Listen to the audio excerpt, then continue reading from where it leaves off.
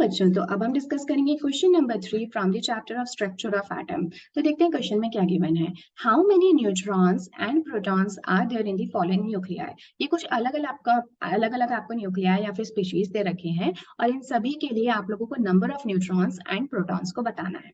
ठीक है, तो यहाँ पे दो फॉर्मूलाज बहुत इंपॉर्टेंट है, वो मैं आपको बता देती हूँ। एक तो होता है आपका एटॉमिक नंबर।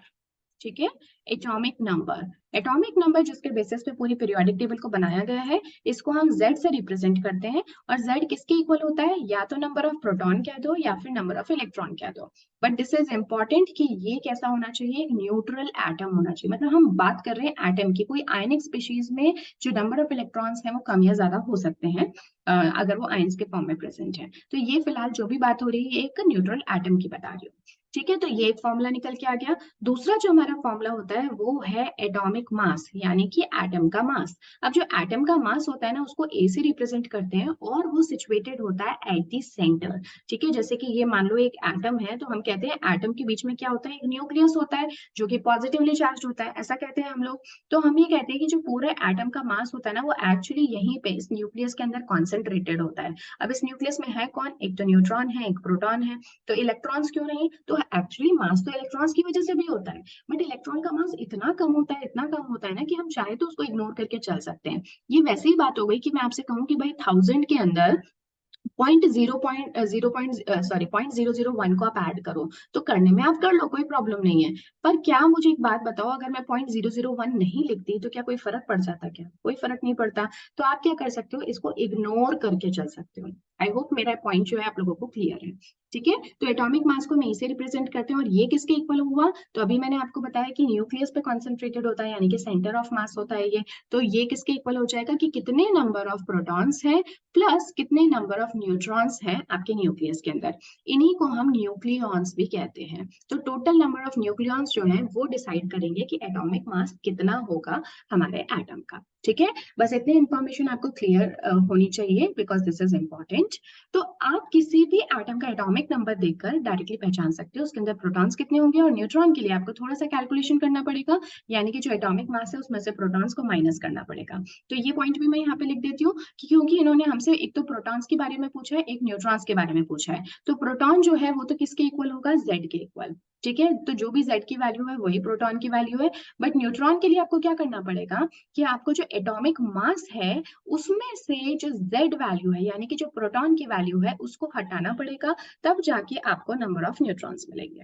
ठीक है, इस तरह से हम सॉल्व करेंगे। एक और चीज यहाँ पे बता दूं कि जो रिप्रेजेंटेशन इन्होंने दे रखा है, लेट्स से कि इन्होंने दे रखा है कार्बन 13 6। ठीक है, ये करके दिखाती हूँ।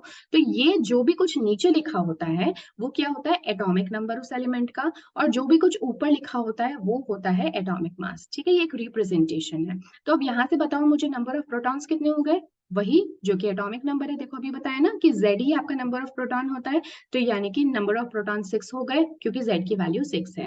अब बताओ नंबर ऑफ न्यूट्रॉन क्या होगा? तो अभी मैंने आपको कहा है a माइनस जेड कर दो, तो a कितना है आपका? 13 माइनस 6, तो ये कितना निकल के आ गया? 7।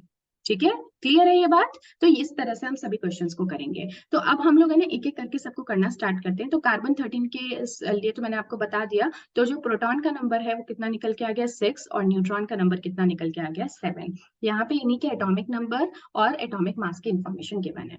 इसी तरह से आप जब ऑक्सीजन के लिए करोगे, तो ऑक्सीजन के लिए जो एटॉमिक नंबर है वो प्रोटॉन के इक्वल होगा, यानी कि 8। ठीक है, तो प्रोटॉन का नंबर तो आ गया 8। और एटॉमिक मास कैसे सॉरी न्यूट्रॉन कैसे निकालोगे? 16 माइनस 8 कर दो, यानी कि 8। अब इसी तरह से मैग्नीशियम के लिए जो एटॉमिक नंबर 12 है, तो ये इसके प्रोटॉन का नंबर है, और नंबर ऑफ न्यूट्रॉन कितना हो जाएगा? 24 माइनस 12, यानी कि न्यूट्रॉन। ठीक है, उसके अलावा जब आयरन की अगर हम बात करें, तो एटॉमिक नंबर है 26, तो यही नंबर ऑफ प्रोटॉन है, और न्यूट्रॉन को निकालोगे तो 56 में से 26 को माइनस कर दो, तो ये होगा न्यूट्रॉन्स। तो आप देख रहे हो प्रोटॉन से यहाँ पे चार में आप उसको ऐड कर दो, यानी कि 4 ज्यादा है नंबर ऑफ न्यूट्रॉन्स। ठीक है, जब यही जो डिफरेंस है वो बहुत ज्यादा बड़ा हो जाता है ना, तो उस टाइम पे आपका एटम काफी अनस्टेबल हो जाता है और वो रेडियो एक्टिव नेचर का हो जाता है। ठीक है, तो ये जो बैलेंस है ये बना होना बहुत जरूरी है प्रोटॉन्स और न्यूट्रॉन्स का, अदरवाइज वो बहुत हैवी हो जाएगा ज्यादा न्यूट्रॉन के होने की वजह से, और अनस्टेबल होने की वजह से वो रेडिएशन की फॉर्म में अपने मास को कम करेगा। ठीक है, इसी को हम रेडियो एक्टिविटी कहते हैं। उसके बाद में अगर हम स्ट्रोंशियम की बात करें तो यहाँ पे एटॉमिक नंबर कितना है 38 और यही नंबर ऑफ प्रोटॉन हो गया और न्यूट्रॉन्स निकालने के लिए 88 में से 38 को माइनस कर दो यानी कि 50 so that is number of neutron. तो आप देख रहे हो कितना बड़ा डिफरेंस आपको यहाँ पे देखने को मिल रहा है, प्रोटॉन तो 38 है और न्यूट्रॉन 50 है।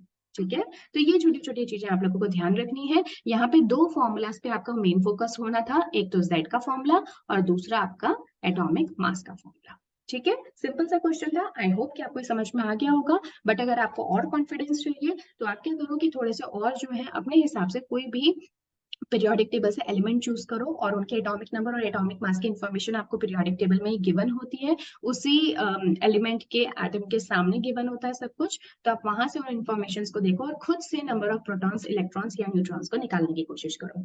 अब एडिशनली मैं अपनी तरफ से एक और चीज यहाँ पे आपको बता देती हूँ, हालांकि क्वेश्चन में नहीं है, बट अगर आपसे नंबर ऑफ इलेक्ट्रॉन्स भी पूछे होते हैं तो जो नंबर ऑफ प्रोटॉन्स है ना वही नंबर ऑफ इलेक्ट्रॉन्स होंगे, यानी कि 6 ये भी हो जाता है, 8 ये हो जाता है, 12 ये हो जाता है, 26 ये हो जाता है, 38।